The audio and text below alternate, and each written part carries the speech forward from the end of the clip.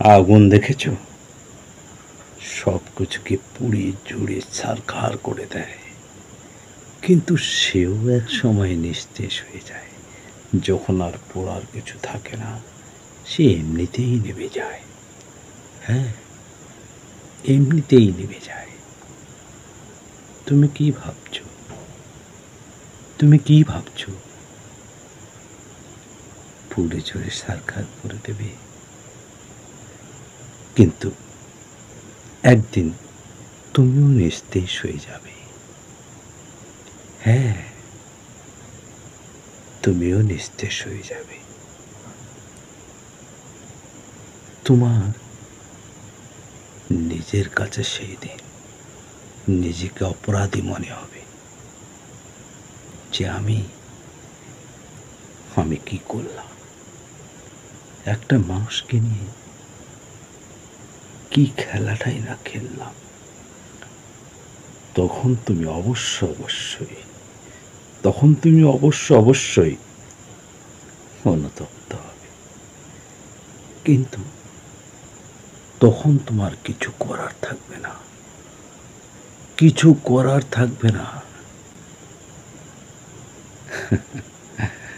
না জানাতে পারবে সমবেদনা, না মুছতে পারবে আঁখি জল।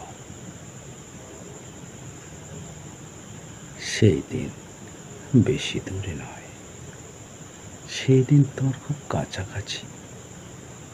কথাটা মনে রেখো। যাকে যাকে জ্বালিয়ে তুমি আত্মতৃপ্তি পাবে ভেবেছ, না, আত্মতৃপ্তি পাবে না।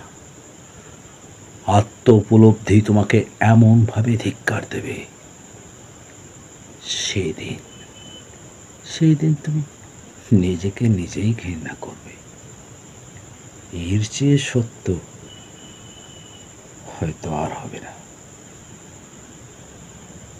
আমার কথাটা তোমার কাছে এখন দুর্বোধ্য মনে হলেও এটাই সত্য,